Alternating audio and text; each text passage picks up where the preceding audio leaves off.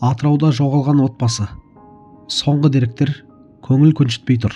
Атырауда Жангелдин ауылында жоғалған отбасы мүшелерін іздеу жұмыстары жалғасып жатыр. Төтенше жағдайлар департаменті егжей-тегжейін айтып берді.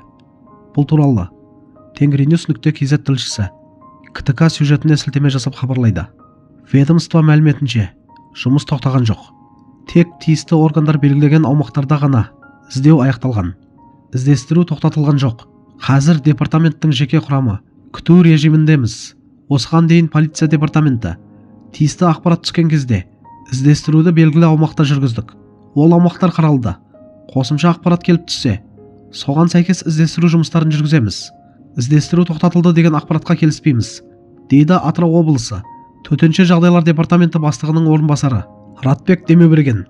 Төтенше жағдайлар департаментінің мәліметінше, 3-6 қаңтар арасында Жангелдин ауылында жоғалғандардың үй-жайы, елді мекен айналасы, су көздері толық қаралған.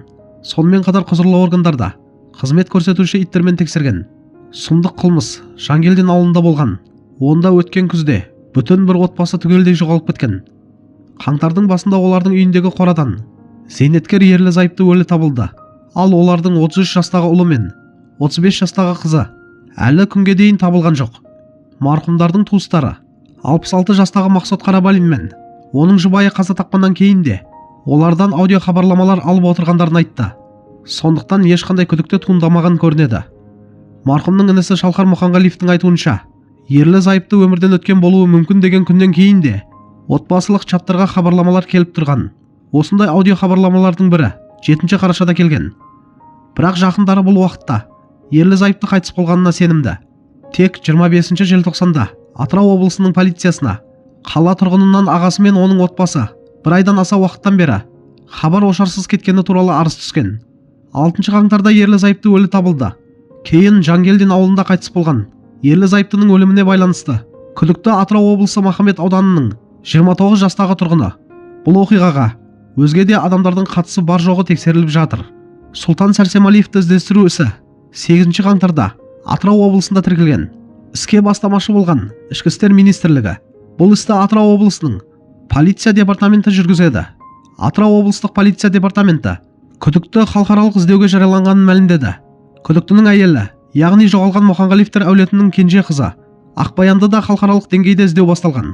Қадірлі көрермендер, бұл жаңалықты оқыған әрбір адам бейжай қалмайтын шығар. Себебі бір емес, бүтін бір отбасының тағдыры белгісіз күйде қалуы кез келген қоғам үшін өте ауыр жағдай.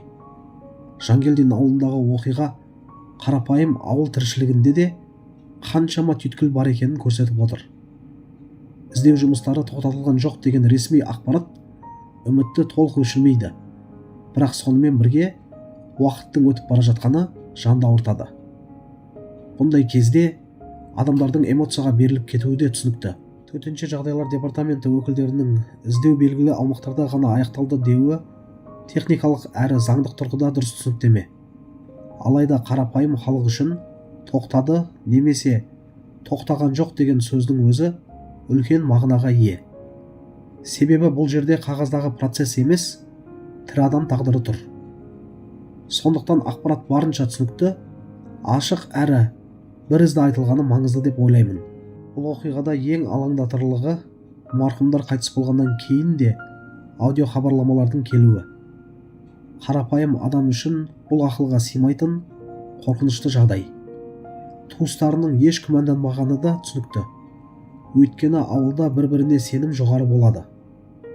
Осындай жайттар қоғамға цифрлық іздің қаншалықты қауіпті де күрделі екенін тағы бір дәлелдеп отыр.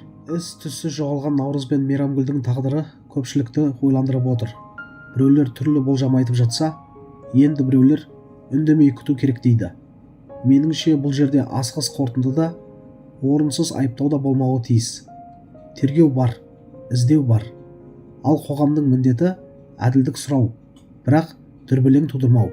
Күдіктінің халықаралық іздеуге жариялануы істің жеңіл емес екенін аңғартады. Бұл бір ауылдың немесе бір өңірдің мәселесі емес, мемлекет аралық деңгейге дейін жеткен жағдай. Бұндай кезде құқық қорғау органдарының әрбір қадамы салмақты болуы керек. Қарапайым халық неге тез табылмай жатыр деп сұрайды. Бірақ кей істердің уақыт алатынын да түсінуіміз қажет. Бұл трагедия ауылдағы әлеуметтік жағдай, бақылау, отбасылық қарым-қатынас сияқты мәселелерді де қайта көтеріп отырғандай. Көп жағдайда бұндай оқиғалар аяқ астынан бола салмайды. Артында ұзақ уақыт жиналған проблемалар да жатуы мүмкін. Бірақ оны тексеру, дәлелдеу тек құзырлы органдардың жұмысы. Біз сырттай болжам жасап, біреуді кінәлі етіп көрсетуге асықпауымыз керек. Ең алдымен адам ретінде айтарым, бұл жерде ең үлкен соққыны жақындары көтеріп отыр. Белгісіздік өлімнен де ауыр деген сөз бар. Сол себепті ақпарат таратуда да, пікір білдіруде де адамгершілік шегінен шықпау керек деп ойлаймын. Әрбір сөз бір отбасының жан жарасына тиіп кетуі мүмкін екенін ұмытпауымыз керек.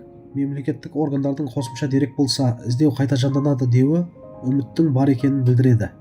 Бұл істің толық жабылмағаны, нүкте қойылмағаны жақсы белгі. Қоғам үшін ең бастысы шындықтың ашылуы және кінәлілердің заң алдында жауап беруі. Соған дейін сабыр сақтап, ресми ақпаратқа сүйенген дұрыс. Бұл оқиға қоғамға тағы бір сабақ болуы тиіс шығар.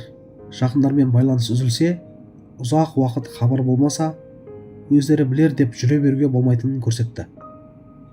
Ертерек дабыл қағу, жауапты органдарға жүгіну талай қайғылы жағдайдың алдын алуы мүмкін. Бұл кінә тағу емес, өмірлік тәжірибеден шығатын ой деуге болатын шығар. Қорытындылай келе, Жангелдин ауылындағы бұл трагедия тек бір қаралы хабар болып қалмауы тиіс. Ол қоғамды ойландыруы керек, жүйені жетілдіруге түрткі болуы керек. Іздеу жұмыстарының жалғасып жатқаны үміттің отын өшірмейді.